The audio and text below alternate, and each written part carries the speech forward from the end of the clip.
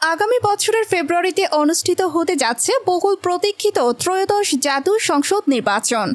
নির্বাচন কমিশন ইতিমধ্যে এই নির্বাচন ঘিরে চূড়ান্ত রোডম্যাপ ঘোষণা করেছে। তবে দলীয় কার্যক্রম স্থগিত থাকায় আওয়ামী লীগের নির্বাচনে অংশগ্রহণের সুযোগ প্রায় শেষ হয়ে গেছে বলেই মনে করছেন বিশ্লেষকরা।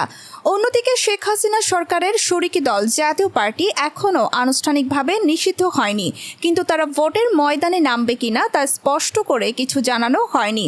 জাপার কর্মী সমর্থকদের দাবি, আওয়ামী লীগ ও জাতীয় পার্টিকে বাদ দিয়ে নির্বাচন হলে সেই নির্বাচন জনগণের কাছে গ্রহণযোগ্য হবে না। গত জুলাই মাসের অভ্যুত্থানের পর শেখ হাসিনা সরকারের পতন ঘটে। এরপর থেকেই দেশের বিভিন্ন রাজনৈতিক ও ছাত্র সংগঠনের দাবির মুখে আওয়ামী লীগের কার্যক্রম স্থগিত করে দেয় অন্তর্বর্তীকালীন সরকার। সে ধারাবাহিকতায় জাতীয় পার্টিকেও নিষিদ্ধ করার দাবি দিন দিন জোরালো হতে থাকে। তবে এখন পর্যন্ত ডক্টর মোহাম্মদ ইউনূস নেতৃত্বাধীন প্রশাসন সেই দাবিতে নাড়া দেয়নি। অন্যদিকে রাজনৈতিক অঙ্গনের একটি বড় অংশ, বিশেষত গণ অধিকার পরিষদ, জাতীয় পার্টিকে নিষিদ্ধের দাবিতে নানা ধরনের কর্মসূচি চালিয়ে আসছে। এরই ধারাবাহিকতায় সম্প্রতি এক বিক্ষোভ সমাবেশ ডাকে গণ অধিকার পরিষদ। ওই কর্মসূচিতে জাতীয় পার্টির নেতাকর্মীরাও উপস্থিত হন।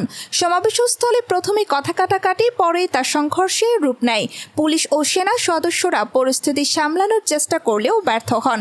শেষ পর্যন্ত আইন শৃঙ্খলা বাহিনী যৌথ অভিযান চালায়। এতে নুরুল হক নুরু সহ গণ অধিকার পরিষদের একাধিক নেতাকর্মী গুরুতর আহত হন। এ সময় ক্ষুব্ধ বিক্ষোভকারীরা জাতীয় পার্টির কার্যালয়েও ভাঙচুর চালায়। নুরুল হক নুরের আহত হওয়ার ঘটনাকে কেন্দ্র করে জাতীয় পার্টিকে নিষিদ্ধের দাবিতে আবারও চাপ বাড়াতে শুরু করেছে গণ অধিকার পরিষদ সহ সমমনা রাজনৈতিক দলগুলো। যদিও সরকারের পক্ষ থেকে এখনও এ বিষয়ে কোনো আনুষ্ঠানিক সিদ্ধান্ত জানানো হয়নি। এদিকে চলমান রাজনৈতিক অস্থিরতার মধ্যে দেশের বড় রাজনৈতিক দল বিএনপি, জামায়াত ও জাতীয় নাগরিক পার্টি রবিবার এক জরুরি বৈঠকে বসে। অন্তর্বর্তী সরকারের প্রধান ডক্টর মোহাম্মদ ইউনূস, রাজনৈতিক বিশ্লেষকরা বলছেন, শীর্ষ নেতাদের সঙ্গে আলোচনা শেষে সরকার জাতীয় পার্টিকে নিষিদ্ধ করার সিদ্ধান্ত নিতে পারে।